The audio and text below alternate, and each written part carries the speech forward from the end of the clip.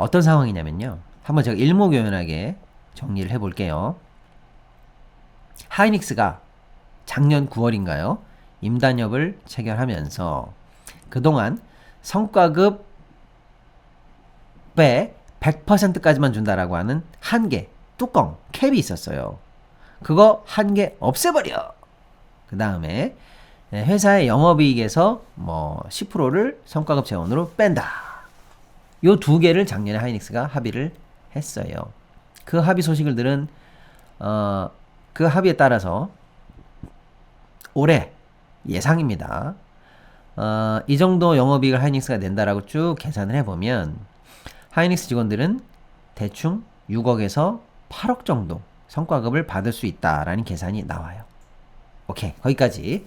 자, 이 소식을 들은 삼성전자 노조는 우리는 더 이상 못 참아 라고 하면서 우리는 그러면 영업이익의 15%를 성과급 재원으로 빼줘 라고 요구를 하고요.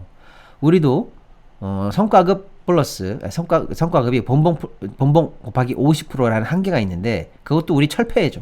끝도 없이 우리는 뚜껑을 열고 달리고 싶어. 요 두 가지를 이제 삼성전자 노조도 요구하기 시작했습니다.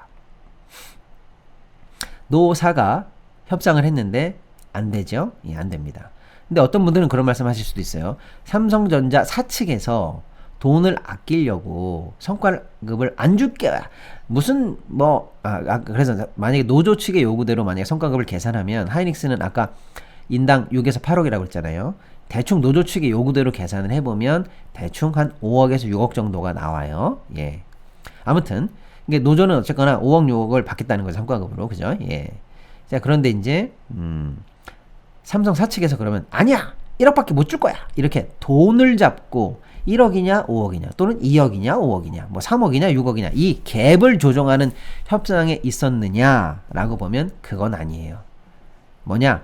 삼성전자 사측이 노조 측에 올해 어떤 전체적인 성과에 대한 보상으로 노조가 요구하는 거랑 거의 큰 사치 또는 어떤 직구는 좀 더 많이 총액으로 지원을 한다라고 되어 있어요. 그럼 뭐야?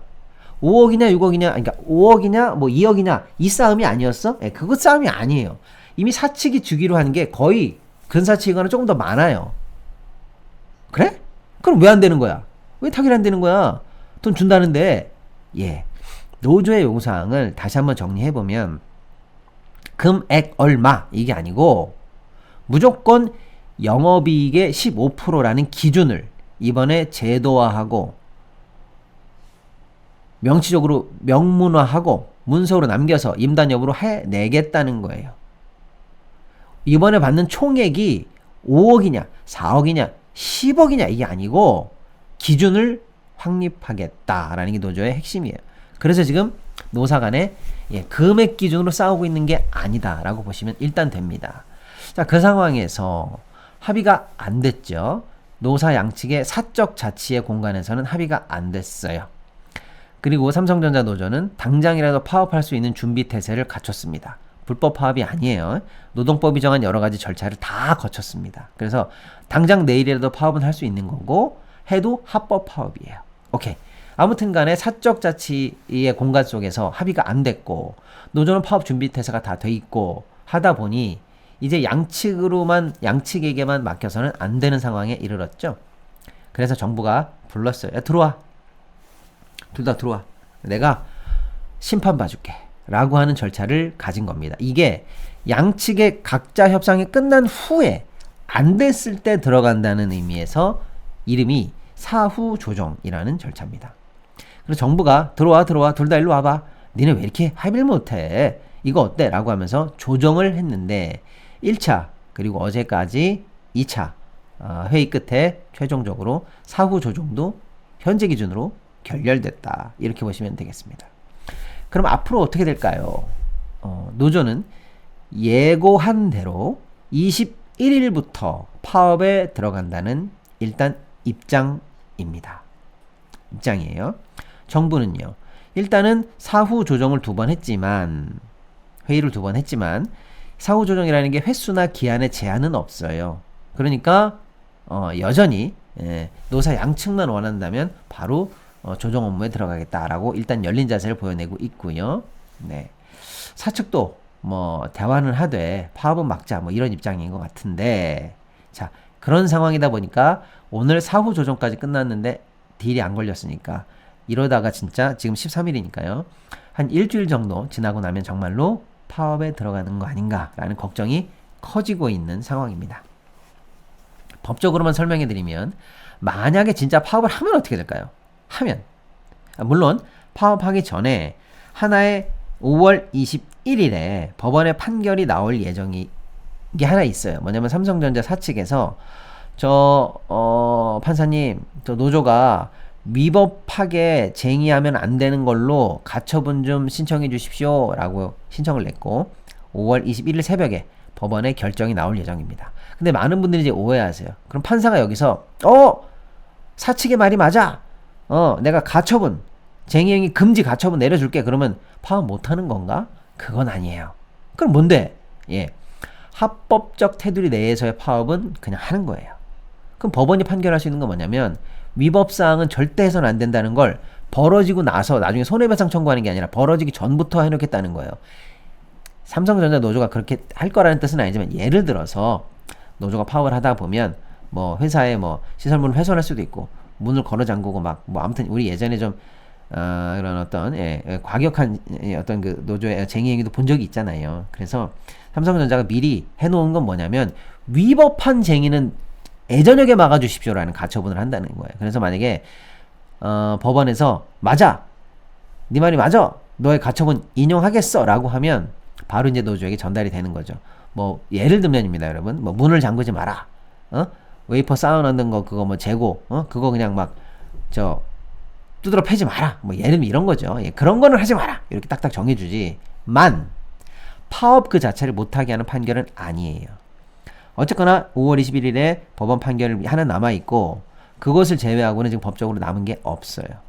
그럼 5월 23일에 만약에 노조가 파업에 들어간다라고 하면 이제 남은 건 뭐냐? 법적으로는 정부의 긴급 조정이라는 게 남아 있습니다. 긴급 조정. 그게 뭐냐면 법에 이렇게 되어 있어요, 여러분. 예, 아주 중요한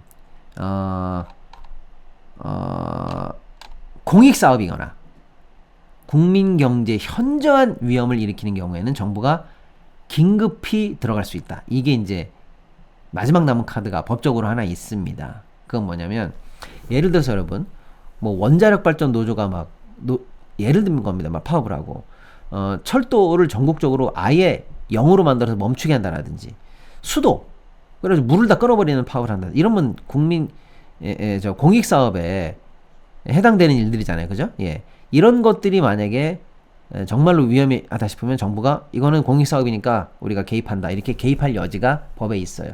두 번째.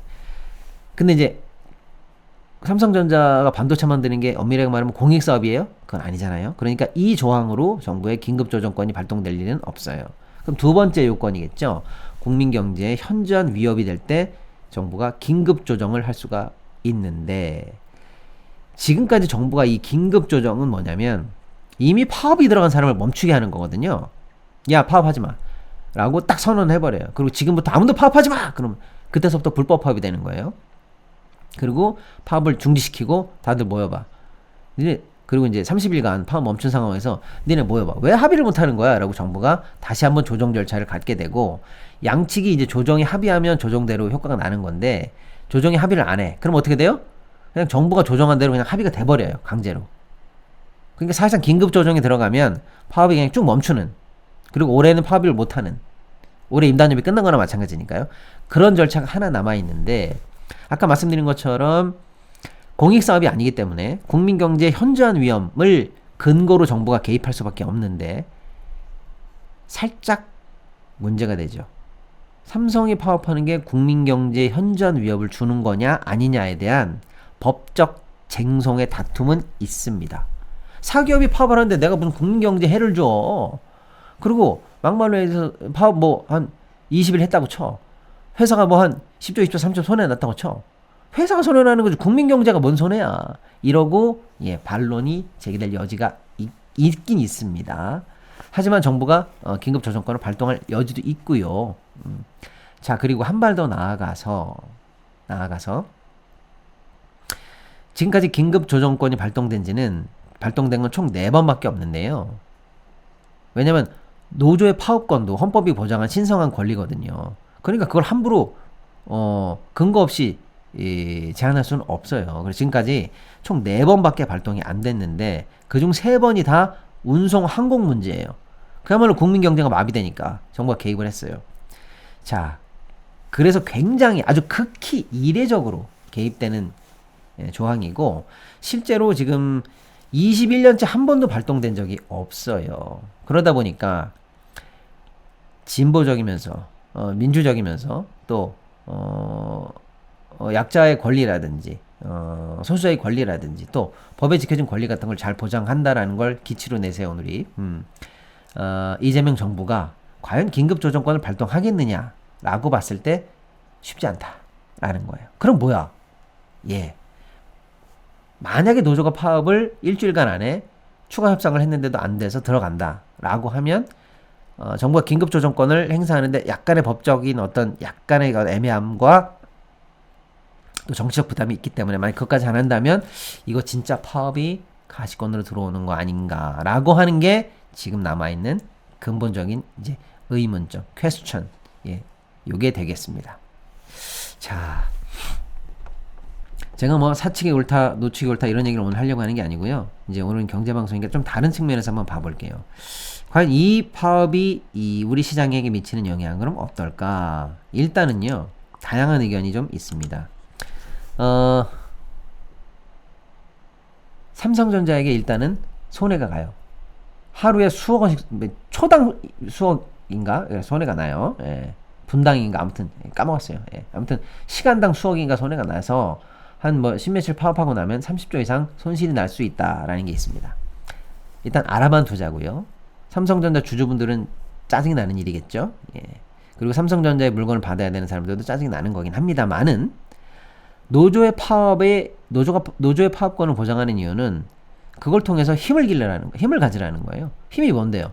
파업해서 물건 안 만들고 생산 중단하는 거예요. 그러니까 파업은 필수적으로 손실을 유발해요. 그게 근데 합법이라는 거예요. 그러니까 파업하니까 30조 손해가 나요, 20조 손해가 나요. 그거는 그냥 참고로만 알아두지 그걸 명분으로 노조는 파업하지 마! 손실이 너무 커! 이렇게 말할 수는 없다라고 보는 거예요. 그럼 다음번이 뭐냐면 여러분, 이번에 여러분께 소개해드릴 제품은 바로 비데입니다. 제가 여러분의 건강을 이렇게까지 신경 쓰고 있지 않습니까? 입소문만으로 20년을 버텨온 업체가 있습니다. 바로 애플비데입니다. 애플비데는 다른 업체들과 달리 무려 3년을 무상 AS를 한다는 거 아닙니까? 무엇보다도 품질에 자신이 있어서 이런 약속을 할 수 있는 거 아닐까요? 이런 자신감은 부천에 위치한 자사 공장을 통해서 국내 생산을 고집하기 때문에 가능한 일이라고 합니다. 이번에 헌비데를 반납하면 5월 할인가에서 최대 3만원 추가 할인이 가능하다고 하고요. 특히 5월에는 강력한 세정력을 바탕으로 진동 회오리 노즐이 적용된 일부 모델 한정 2주 체험 후 무료 반품 이벤트까지 진행한다고 합니다. 이 정도 자신감이면 믿어볼만 하지 않습니까? 특히 제가 강력하게 추천드리는 제품이 있는데 바로 방수 통변 비데입니다. 통변은 변이 막혀서 나오지 않는 것을 소통시키는 효능을 의미하는데요. 애플비데 재구매율 1위 모델입니다. 통변 전용 물줄기가 항문 속까지 들어가서 배변 활동을 돕게 됩니다. 통변이 아닌 일반 세정 시에는 특허받은 진동 회오리 노즐에서 물이 분사되어 묵직하고도 부드러운 물살을 느끼시게 됩니다. 기분 좋은 촉감과 함께 엄청난 세정력 느껴보실 수 있을 겁니다. 5월 한정 애플비데 공식몰에서 5% 할인과 2주 체험 후 반품이 가능하다고 하니까 애플비데를 검색해 주시거나 1577-7166으로 구매 문의 부탁드립니다. 건강한 나의 동반자 애플비데 검색 플리즈. 예를 들면 이런 거죠. 만약에 삼성이 지금 반도체를 공급을 못해. 그러면 누가 반사 이익을 보게 될까? 요겁니다. 요거는 한번 챙겨볼 만하죠. 적어도 노와 사가 삼성전자라는 하나의 공동 운명체 안에서 사는 사람들이라면 거위의 배를 가르는 황금을 낳는 거위의 황금알을 낳는 거위의 배를 가르는 그런 오류를 범해서는 안 되잖아요. 근데 어쨌거나 파업을 하면 반사이익을 누가 보냐? 지금 글로벌리한 리포트들이 나와요. 야, 삼성이 파업한대. 그럼 그 물량이 어디로 가겠어? 하이닉스로 가고 또 어디로 가? 마이크론으로 가겠지. 그래서 반사이익을 우리 경쟁사 또는 다른 나라 경쟁사가 볼 수도 있다라는 측면 생각해 볼 부분이 있는 겁니다. 자, 두 번째. 삼성이 지금 왜 이 주가가 계속 올라가고 있고 더 사셔도 된다. 아직 싸다 이런 얘기를 하냐면 옛날에는 이렇게 상승하강이라는 사이클을 반도체가 그려서 사이클 산업이었는데 지금은 야 옛날과 달라. 상승은 상승인데 하강될 때 재고 부담부터 시작해서 그냥 쭉 떨어지는 게 문제였잖아. 근데 지금 삼성이랑 하이닉스 하는 거 봐봐. 뭐야? 장기 계약. 롱텀 어그리먼트를 맺고 있잖아. 장기 계약. 그래서 경기가 꺼질 때까지도 너 이거 다 사야 된다.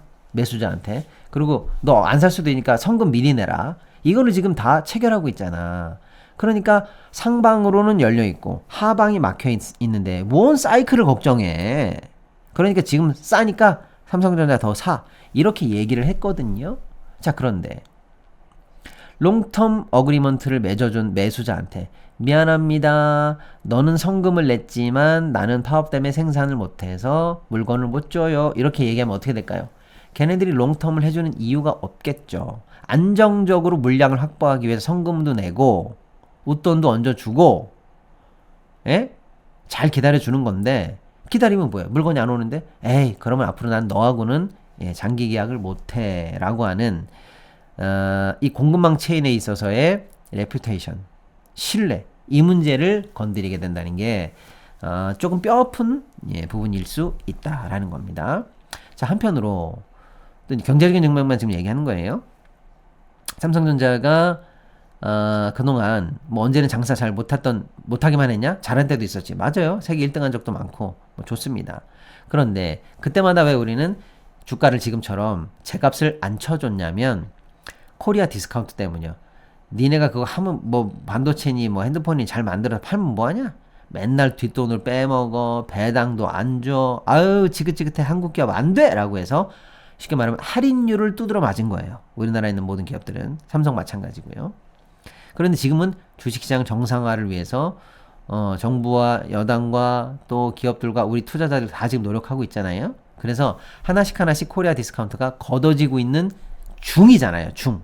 그러니까 지금 이미 코리아 디스카운트라고 얘기했던 여러 가지 할인 요소들을 제거해 나가고 있는데 뭐냐? 이제 앞으로 삼성전자를 평가할 때 파업을 현실화한 경험이 있는 회사라면, 그래서 물량을 못 맞춘 경험이 있는 회사라면 얘네들은 언제라도 1년에 30조 40조씩은 손실이 날 수 있는 회사야 라고 판단할 수가 있겠죠.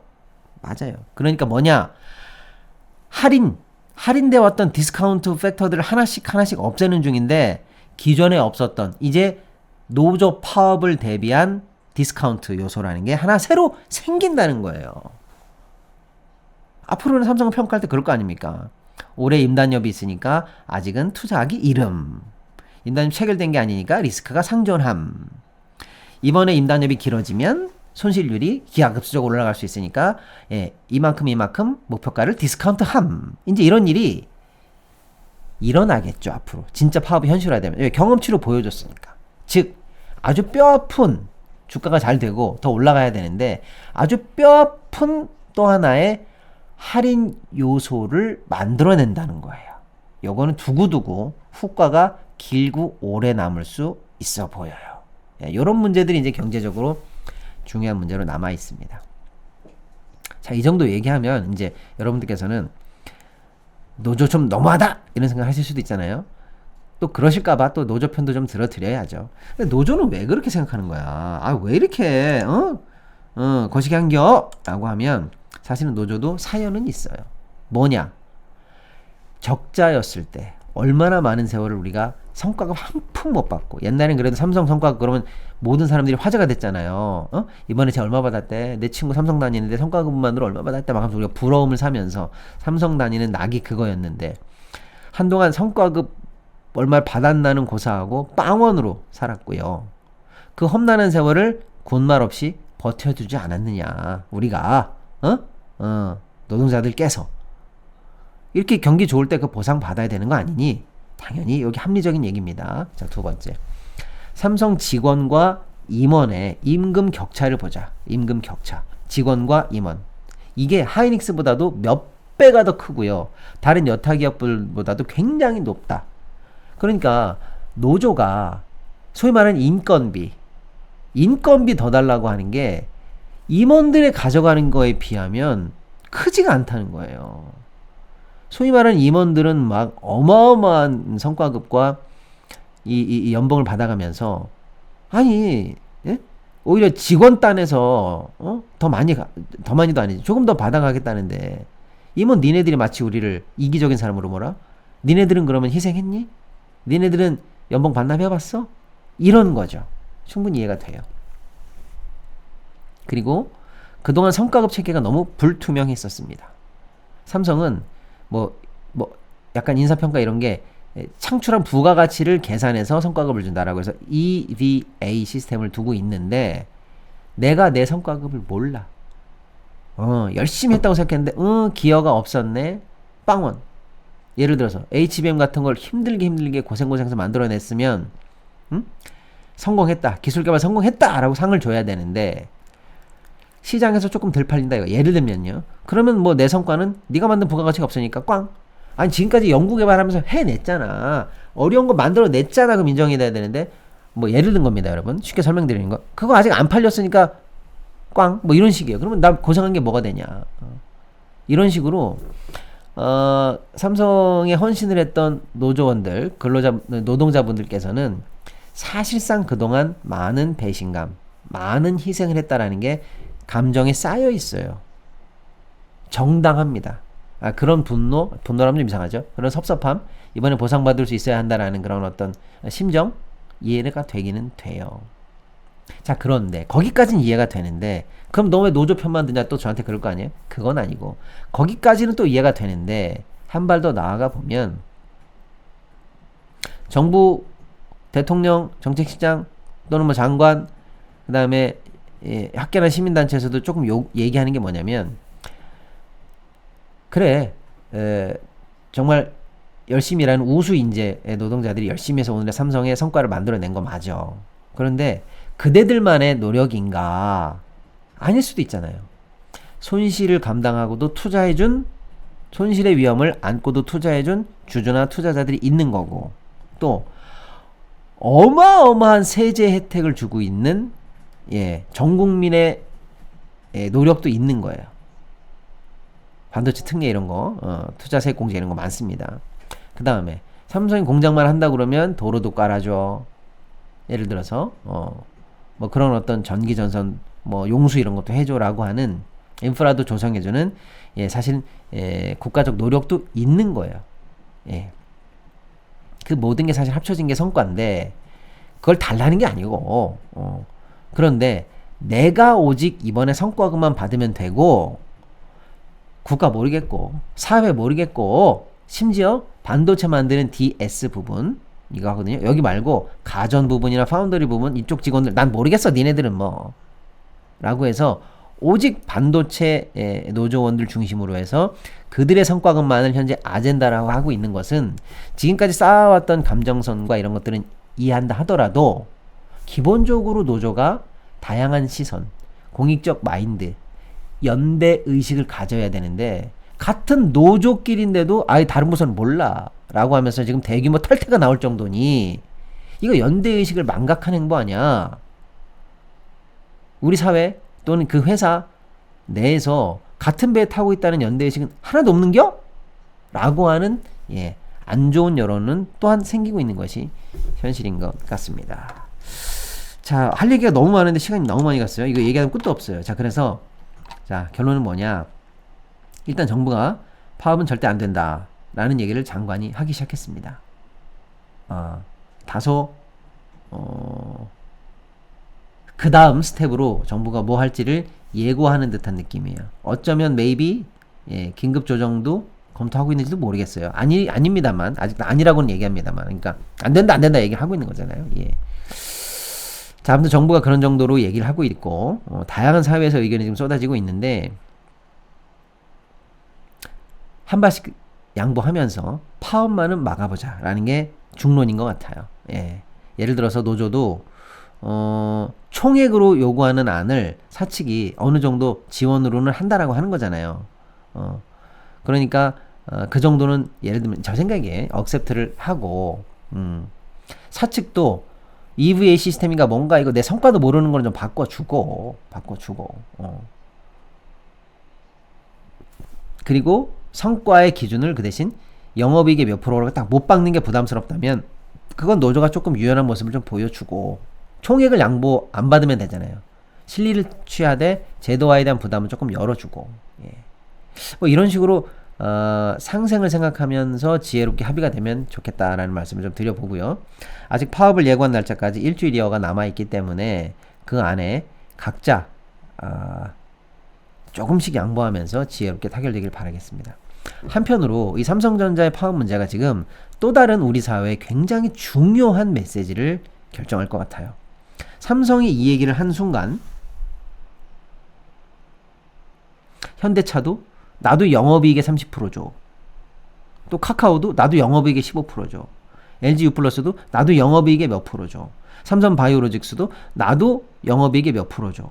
이런 식의 얘기들이 뭐 현대중공업도 마찬가지고요. 그래서 굵직굵직한 우리나라의 이 대기업 노조들이 또 호황을 누리고 있는 기업체의 노조들이 그동안은 개인적 성과급을 어떻게 계산을 어떻게 달라라는 게 요구사항이었는데 이제 아예 영업이익을 베이스로 해서 성과급 총액을 산정하겠다는 요구를 지금 현재 하면서 파업을 대기 중에 있습니다.